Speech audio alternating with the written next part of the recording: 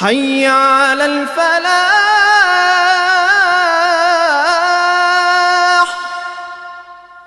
امید رکھیے اللہ پر، یہ عبادت ہے، خالص اس پہ بھروسہ کیجئے۔ اللہ کے علاوہ اور کوئی ہستی نہیں جو مصیبتوں کو ٹال سکے، مولا کے علاوہ کوئی ہستی نہیں جو آپ کی امیدوں کو پورا کر سکے۔ وہ خالص خالق و مالک ہے، اس سے امیدیں لگائیے، تمنائیں کیجئے، بھروسے کیجئے، دعائیں کیجئے۔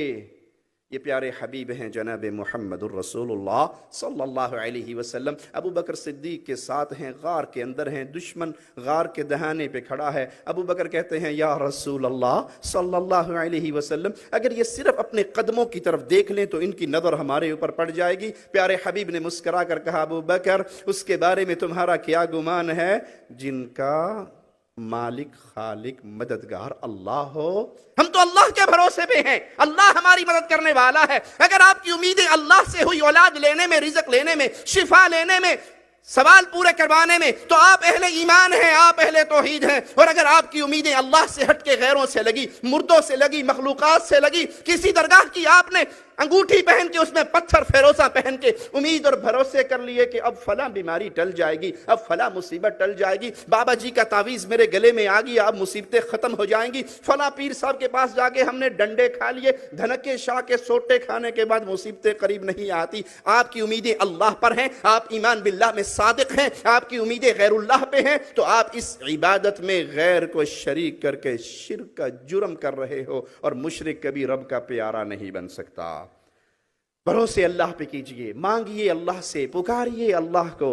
یہ پکار عبادت ہے، اس کو نارمل نہ لیجئے کہ آپ چاہیں یا علی مدد کہہ دیں اور آپ چاہیں یا اللہ مدد کہہ دیں۔ پیارے بھائی، چھیڑنا مقصود نہیں، طنز کرنا مقصود نہیں، دل دکھانا مقصود نہیں، لیکن آپ کو کھینچ کر وادی شرک سے نکالنا، یہ تو میرے آقا کا حکم ہے، میرے پیارے حبیب کی سنت ہے۔ میرے مصطفیٰ علیہ السلام نے فرمایا تھا میں تمہیں تمہاری پشتوں سے پکڑ کے جہنم سے نکالتا ہوں، تم دامن کو چھڑا کر دوبارہ آگ میں گرتے ہو۔ اے میرے پیارے بھائی، اگر آپ نے یا اللہ مدد کہا تو آپ نے اللہ کی عبادت کی۔ کیوں؟ وَمَن نَّصْرُ إِلَّا مِنْ عِنْدِ اللَّهِ، مدد کے خزانے مولا کے ہاتھ میں ہیں۔ نبی کی مدد کرے تو اللہ، علی کی مدد کرے تو اللہ، ولی کی مدد کرے تو اللہ، انبیاء اس کے در کے سوالی، اولیاء اس کے در کے سوالی، مخلوق اس کے در کی سوالی، جانور اس کے در کی سوالی، چیونٹیاں اس کے در کی سوالی۔ اس کے علاوہ کوئی اور در نہیں ہے جس سے مانگا جا سکے، جس پہ آ کے رویا جا سکے، جس پہ آنسو بہائے جا سکے۔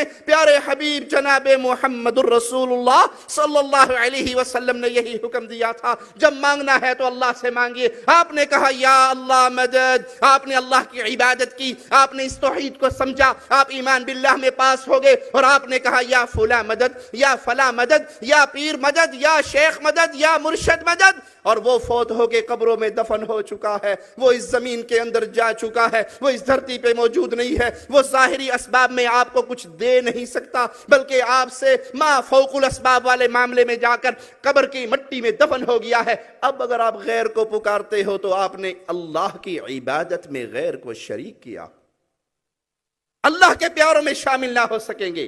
کوئی نیکی آپ کی اللہ کے قریب نہ کرے گی، بلکہ شرک وہ نحوست ہے جس کی موجودگی میں کوئی عمل قبول نہیں ہوتا۔